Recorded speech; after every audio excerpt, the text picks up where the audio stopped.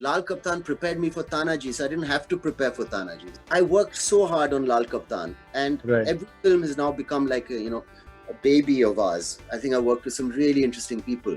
I mean, geniuses like Deepak Dobriyal, a few times Laal Kaptaan, Kala Kandi. In our country, you make it sound like I'm the only person who reads, but everybody reads around me. I mean, I don't know about actors.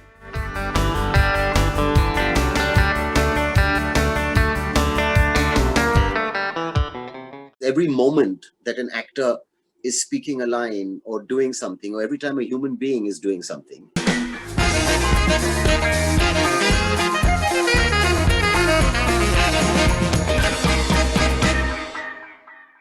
You had several films where the films have been outstanding, like films like Kala Kandi, for example, and Rangoon. You were outstanding in Rangoon, but maybe because of the box office factor, people have certain reservations. Maybe because of what? The box office success? Maybe because of the box office factor, people have certain reservations, especially after Tanhaji. Now roles are being written with you in mind, and which is amazing. But also, I'll tell you something, Faridoon, and it's slightly not philosophical, but I worked so hard on Laal Kaptaan, and every film has now become like a baby of ours. And Laal Kaptaan was crazy because it was so much makeup time and such a big commitment. You told me about that. And we traveled and we did things that you can't do unless you love film. So the look and the makeup and the fact, also the acting experience of playing that Naga Sadhu with 5 kilos of hair and makeup, it changes you. And it even if the film doesn't run, very sad, like a mini death in the family, very whatever, we move on after a while. But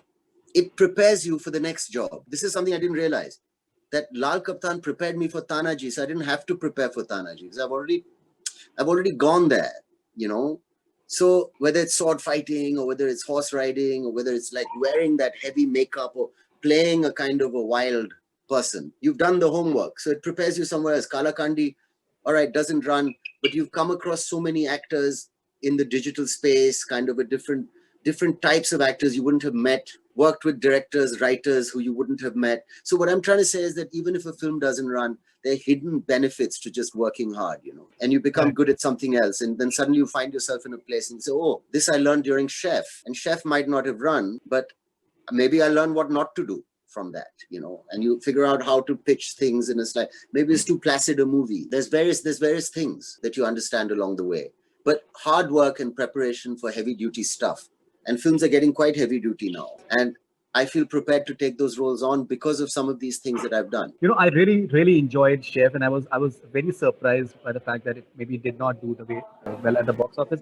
Okay, now you mentioned about the long form of storytelling. Say in Sacred Game, for example, we saw the backstory of the character, and that makes it so interesting as a viewer. Now, how important is it for you as an actor, as an artist, as well as a viewer, the backstory in a web show, for example? And do we have that element of backstory in your character in Tandav? There's so many stories that can be told. I mean, if you look at books, and there's sagas, and of course there's, something like the Mahabharata, for example, something about, I mean, in the West, let's say the Roman Empire, or, something that requires a long time to tell. I think that's the real area that I'm interested in the web, or a longer story about what happens to a certain character. There's various reasons why things have a certain length. I mean, ultimately it's entertainment. But how is that? Is it something that people are going to sit and watch in one go for 8 hours? Backstory, I mean, yeah, sure, I don't know if a backstory is important. I mean, it's usually important because every moment that an actor is speaking a line or doing something, or every time a human being is doing something, it's based on your backstory, So you're asking me a question, the images I see in my mind, the things, the way I react, the reason I get angry or happy is because of things that have happened, in an obvious way. If you mention something that upsets me, it's because of what happened in the past, So backstories are, obviously every actor knows that a backstory is important roughly to have. And the better your backstory, usually the more assured your performance is, unless you're incredibly instinctive. But whether it's important to show it or not is, I don't know, depends on the kind of what the material is. It's not necessarily required. But I always find origins interesting, if that's what you mean. I mean, even when you read a comic book, Like you're a Superman fan or a Batman fan. To me, the best, and I'm a comic book fan. I used to be, at least. After you've collected, 100 odd comic books, you get the origin, which is always the most interesting thing. How did Spider-Man become Spider-Man? How did Batman become Batman? So the prequel, the kind of origin story, is the best, especially with superheroes or with any character. How did you become that? Right, and now you're having a fantastic educational background. You like to read. The sort of taste that you have in terms of watching in terms of films and all that. That's very interesting as well. It's a little Do you disturbing that it's such a rare thing in an artistic line of work, like being in films. I mean, in our country, you make it sound like I'm the only person who reads, but everybody reads around me. I mean, I don't know about actors, but I know so many people who read in our country. It's just strange that not many actors do.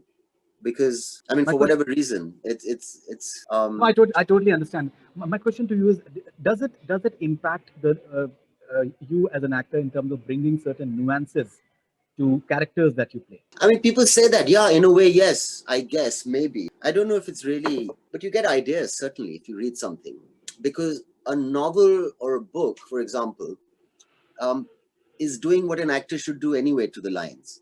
Because apart from dialogue, it's creating a mental background for the dialogue, which is what your job is as an actor. To create to sound pseudo, but to create the psychology that is speaking the lines. That's your job, right? In a book, it happens, like, you say, he looked out of the window dreamily, drumming his fingers against the something, whatever descriptive thing. So it kind of gives you an idea what a frame of a film should look like as far as acting is concerned. But this very different thing. I mean, and I don't really read novels anyway. I read mainly non-fiction stuff. So it doesn't really help me. It's just, I mean, I'm fascinated by, to me, I like reading before I go to sleep. A good writer has a certain way of talking to you, which is really, really beautiful. And it's such a skill. Just using the same 26 alphabets as everyone else, you can have such a distinct personality on the page.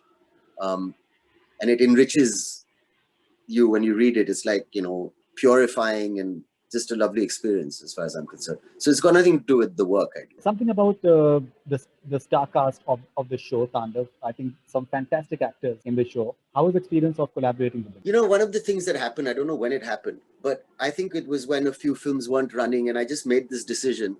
Instead of chasing kind of success at the box office, I just chase interesting quality of work, like Kala Kandi and films. Well, like I said, weren't necessarily designed to be box office smashes. But during that phase, whether it was Sacred Games or whether it was Kala Kandi and a lot of these films, I came across a lot of actors who I might not have met, in the commercial cinema, as it still was, that kind of setup. Because, of course, it's all changing now. But this is 5, 6, 7 years ago. And I think it really helped my acting. And I think meeting these guys and meeting that kind of acting style, I mean, just off the top of my head, actors like Akshay Oberoi, at that point, Nawazuddin, they're all lovely, interesting. And it's good to have your ear to the ground and be in touch with everything that's happening in our field, rather than kind of reserved and kind of aloof or thinking that, that's the way to be. It was great. That's the best thing about working in all these things, is that I think it really improved my game. It's like the more cricket you play in different environments, you just become a slightly different rounded sportsman. I mean, I don't know why I keep giving these analogies, but as far as an actor goes, I think I worked with some really interesting people. I mean, geniuses like Deepak Dobriyal, a few times Laal Kaptaan, Kala Kandi. You see talent like that around you and you realize what is really good, and you're on the right track as an actor if you are rubbing shoulders with these guys. Deepak and I have, drunk whiskey and talked about films that was like going to an acting school class to me. And that would never have happened if I hadn't made these choices. So what advice he gave me will help me hit a 6 in a film like Tanhaji, maybe. So you never know where the benefit comes. That's really interesting. So what about Sunil Grover in Tandav? Did you enjoy working with him? Very much so. Grover, Sunil is someone, you see somebody in a show like Kapil, in drag or whatever, and you kind of, think, we tend to pigeonhole people and you say, okay, I've seen this, but you don't know there's so much more to that person, and there's so much more. Obviously, there's so much more. And he's a stand-up comedian, which means he's a good stand-up comedian, which means he's a genius, and he's like a one-man act. and he's so popular in our country. And he travels more than like any mainstream actor I know, because he's forever been called on to entertain people in all corners of this earth. And he's obviously, deeply sensitive, intelligent, and he was wonderful to work with. And it's one of the great things about doing a show like Tandav, which is to meet people like this, which connect you to everything that's happening in the country. So we really I don't feel like I'm some kind of protected actor, in my ivory tower, just hanging out, thinking I don't know what. I'm pretty realistic, and I know so many different people I've worked with, and that's really nice. And anyway, sticking to the point, Sunil is highly talented, and him and I like together a lot in the show, and I think we're both really good in the show, and we work really well together. And we've become friends, and we've spent a good deal of time hanging out, and we've talked a lot. And he's someone I'm very fond of. I'm looking forward to shooting with him again. Okay, Saif. So thank you very much for your time. Happy New Year, and congratulations for 2020, and all the best wishes for 2020. Let's hope we have a better 2021, everybody. Hopefully. And always nice talking to you, brother. Thank you very much. All the best. Thank you very much. Thanks a lot. Bye.